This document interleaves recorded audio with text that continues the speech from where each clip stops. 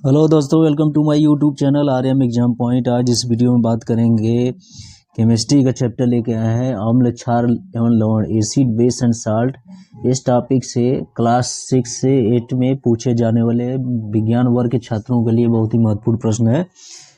इसमें पहला प्रश्न आते हैं, दो हाइड्रो अम्ल के उदाहरण है, यानी ऐसे हाइड्रो अम्ल बताना अम्ल जिसमें दो हाइड्रो यानी दो हाइड्रोजन उपस्थित हो।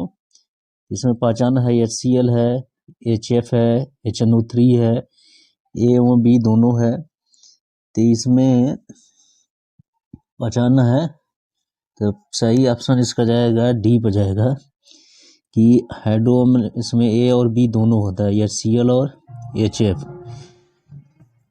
इसका डी ऑप्शन सही होगा। फिर इसके बाद दूसरा क्वेश्चन आते हैं, फार्मिक अम्ल किस श्रेणी का अम्ल है?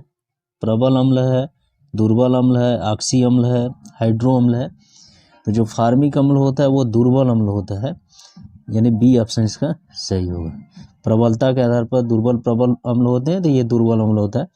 तीसरा प्रश्न इसमें है, प्रबल अम्ल के जलीय विलयन में किसका अधिक होता है? H+ का, OH- का, Na+ का, Cl- का। तो जो प्रबल अम्ल होता है उसमें H+ की अधिकता होती है, यानी 3 का ए ऑप्शन इसका सही होगा।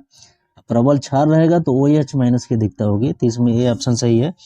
यदि कोई विलयन लाल लिटमस को नीला करता है तो इसका pH मान क्या होगा? 8 होगा, 4 होगा, 7 होगा, 9 होगा।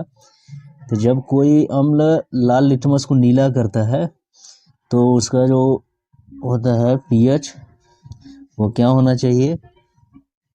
इसमें सी ऑप्शन इसका pH कितना होना चाहिए? 7 होना चाहिए। H2S विलयन का pH मान है 7 से कम, 8, 10, 9।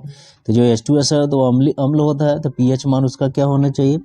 अम्लीय का 7 से कम होता है, यानी 5 का इसमें ऑप्शन कौन सही होगा? ए ऑप्शन सही होगा, यानी 7 से कम हो। छठवां, अम्लीय विलयन का pH मान क्या होता है? 7 से कम होता है, 7 से ज़्यादा होता है, 7 के बराबर होता है, इनमें से कोई नहीं। जो अम्लीय विलयन है उसका pH मान हमेशा 7 से कम होता है, यानी ए ऑप्शन इसका सही होगा। जो क्षारीय विलयन होता है उसका 7 से ज़्यादा होता है।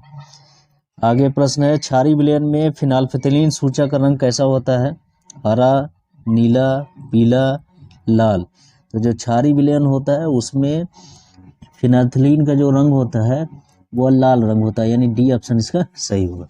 जितने भी सूचक हैं सबका रंग निर्धारित है, अम्लीय माध्यम में दूसरा है, क्षारीय माध्यम में दूसरा है, तो उसको ध्यान रखना है। आठवां, आश्रित जल विद्युत का चालक क्यों नहीं होता है जबकि वर्षा का जल होता है? ये जवाब है इसका, आश्रित जल में कोई आयन उपस्थित नहीं होता है।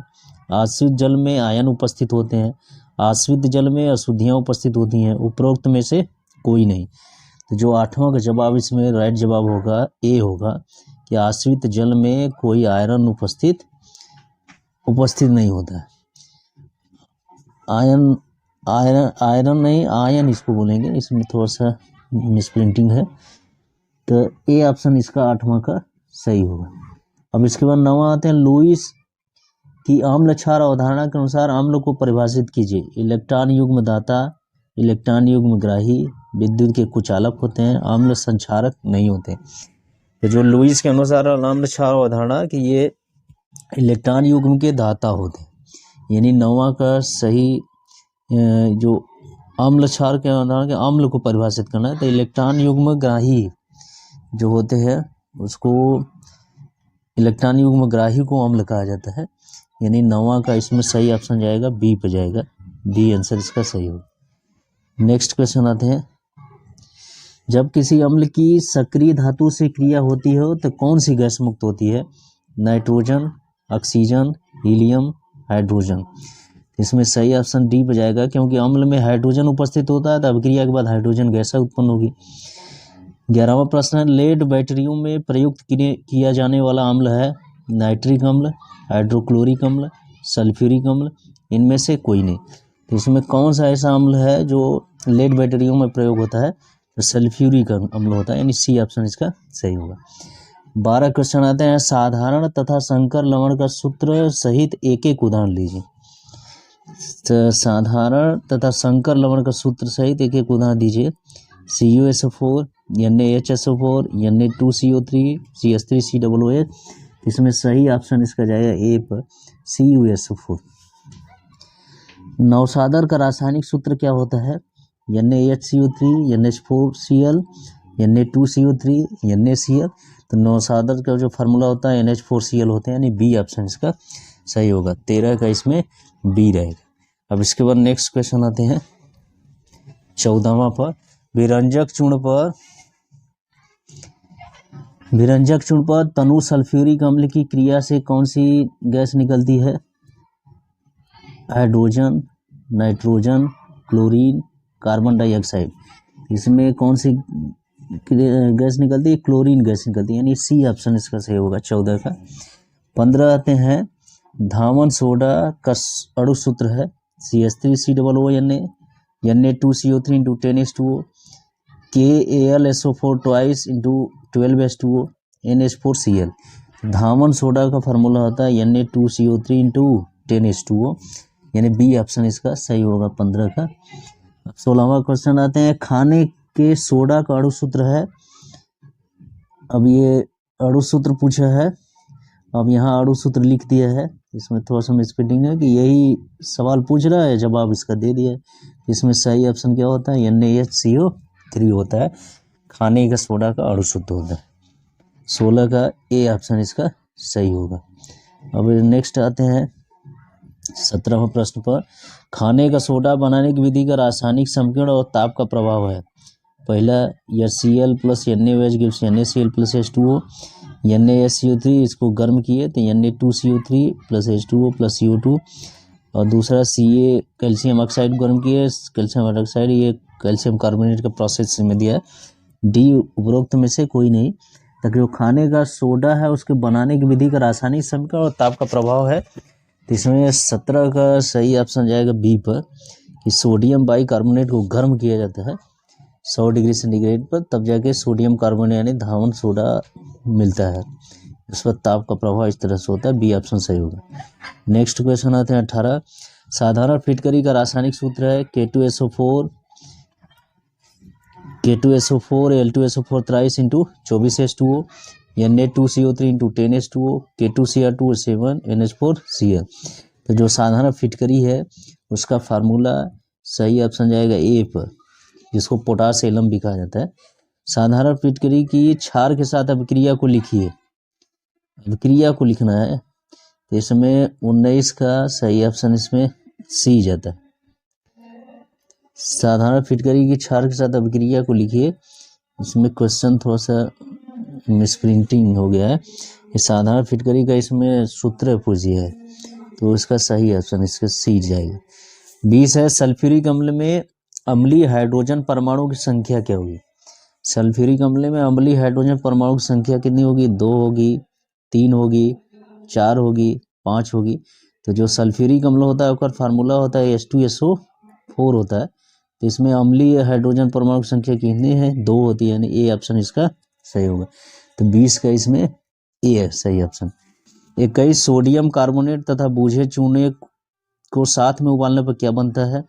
सोडियम क्लोराइड बनता है, सोडियम हाइड्रोक्साइड बनता है, कैल्शियम कार्बोनेट बनता है, कैल्शियम क्लोराइड बनता है। तो ये सोडियम कार्बोनेट की अभिक्रिया यानी धावन सोडा की अभिक्रिया बूझे चूने यानी CaOH ट्वाइस के साथ है। तो इसमें सही उत्पाद क्या बनता है? तो इसमें सोडियम हाइड्रोक्साइड बनता है, यानी बी ऑप्शन इसका 21 का सही होगा। फिर नेक्स्ट क्वेश्चन आते हैं 22 आते हैं, हल्दी का रंग किस माध्यम में लाल भूरा हो जाता है? अम्ली में, क्षारी में, ए और बी दोनों में, लवणी में। तो जो 22 का होता है, 22 का बी ऑप्शन इसका सही होगा। क्षारी माध्यम में जो हल्दी होता है उसका रंग लाल और भूरा हो जाता है। टूथपेस्ट की प्रकृति कैसी होती है? अम्ली होती है, लवणी होती है, क्षारी होती है, बी एवं सी दोनों होती है। तो जो टूथपेस्ट होता है उसकी जो प्रकृति होती है वो क्षारी होती है, यानी सी ऑप्शन इसका सही जाएगा। 23 का सी होता है। 24, पृथ्वी की भू परपटी पर रेह या सज्जी मिट्टी के रूप में पाए जाने वाले लवण का नाम है calcium carbonate, sodium chloride, magnesium carbonate, sodium carbonate. तो इसमें सही ऑप्शन इसका 24 का डी रहता है, सोडियम कार्बोनेट। तो 24 जो रे या सज्जी मिट्टी पाई जाती है उसमें जो लवण पाया जाता है सोडियम कार्बोनेट की मात्रा ज़्यादा पाई जाती है, तो उसका नाम यही होता है। 24 हो गया। 24 के बाद नेक्स्ट क्वेश्चन आते हैं। 24 वाला हो ही गया, सोडियम कार्बोनेट। D option. टमाटर में कौन सा अम्ल पाया जाता है? टार्टरिक अम्ल, ऑक्जेलिक अम्ल, फार्मिक अम्ल, सिट्रिक अम्ल। तो जो टमाटर होता है इसमें कौन सा अम्ल पाया जाता है? तो 25 का सही जवाब कौन होगा? इसमें बी पाया जाता है, ऑक्जेलिक अम्ल पाया जाता है। टमाटर में कौन सा अम्ल? ऑक्जेलिक अम्ल। बी ऑप्शन सही होगा। नेक्स्ट आते हैं, विटामिन सी का अन्य नाम क्या है? एस्कॉर्बिक अम्ल, फार्मिक अम्ल, सिट्रिक अम्ल, ऑक्जेलिक अम्ल। यानी विटामिन सी का दूसरा नाम क्या है इसमें रासायनिक नाम? तो 26 का इसमें सही ऑप्शन जाएगा एस्कॉर्बिक अम्ल, यानी ए ऑप्शन 26 का सही होगा। 27 है, तांबे के बर्तन में खट्टे पदार्थ इमली, नींबू आदि नहीं रखना चाहिए, क्यों? संक्षारण करता है, सल्फ्यूरिक अम्ल बनाता है, नाइट्रिक अम्ल बनाता है, इनमें से कोई नहीं। तो सही ऑप्शन इसका ए जाएगा, क्योंकि जो इमली, नींबू या खट्टे पदार्थ होते हैं उसमें अम्लीय प्रकृति पाई जाती है, तो संक्षारण की क्रिया करता है, बर्तन को नष्ट करता है, इसलिए ए ऑप्शन इसका सही होगा। 28 बेंजोइक अम्ल के औद्योगिक निर्माण के लिए कौन सा पदार्थ प्रयुक्त किया जाता है? बेंजोइक अम्ल, बेंजीन, बेंजोइल क्लोराइड, क्लोरोबेंजीन। तो बेंजोइक अम्ल के औद्योगिक निर्माण में कौन से पदार्थ को प्रयुक्त किया जाता है? तो 28 के इसमें सही ऑप्शन जाएगा सी, बेंजोइल क्लोराइड से बेंजोइक अम्ल प्राप्त किया जाता है। फिर इसके बाद 29 प्रश्न बताते हैं, बर्रों व बिच्छू के डंक में कौन सा अम्ल उपस्थित होता है? ऑक्जेलिक अम्ल, टार्टरिक अम्ल, एस्कॉर्बिक अम्ल, फार्मिक अम्ल। तो 29 का इसमें सही ऑप्शन जाता है डी पर, यानी जो फार्मिक अम्ल पाया जाता है बिच्छू और जो बर्रा होती है उनके डंक में ये पाया जाता है, इसीलिए उसमें जलन और दर्द उत्पन्न होता है, क्योंकि अम्ल क्या होते हैं? संक्षारक होते हैं। 29 का जवाब ये हो जाएगा। फिर इसके बाद नेक्स्ट क्वेश्चन आते हैं 30, किसका उपयोग दृष्टिहीन छात्रों के लिए एक अम्ल क्षार सूचक के रूप में किया जाता है? वेनिला जूस, मैंगो जूस, बनाना जूस, ऑरेंज जूस। तो जो दृष्टिहीन छात्र होते हैं उनके लिए अम्ल क्षार सूचक का प्रयोग किया जाता है, तो कौन सा प्रयोग किया जाता है? 30 का इसमें सही जवाब जाता है वेनिला जूस का प्रयोग किया जाता है, ये ऑप्शन इसका सही होगा 30 का। 31 है, गुड़हल के पुष्प के सूचक को क्षारीय विलयन में मिलाने पर इसका रंग कैसा हो जाता है? पीला, नीला, हरा, लाल। तो सही ऑप्शन इसका जाएगा सी ऑप्शन, यानी हरा हो जाता है। गुड़हल के पुष्प को सूचक के क्षारीय विलयन में जब डालेंगे तो उसका रंग हरा हो जाता है। तो ये 31 क्वेश्चन है, बहुत ही इंपॉर्टेंट है। 31 क्वेश्चन इसमें पूछे बताए हैं, डिस्कस किए हैं। तो अम्ल क्षार सूचक जो टॉपिक है उससे पूछे जाते हैं। तो ये वीडियो बहुत ही इंपॉर्टेंट है। यदि ये वीडियो अच्छा लगे तो मेरे चैनल को सब्सक्राइब करें, वीडियो को लाइक शेयर करना ना भूलें। धन्यवाद।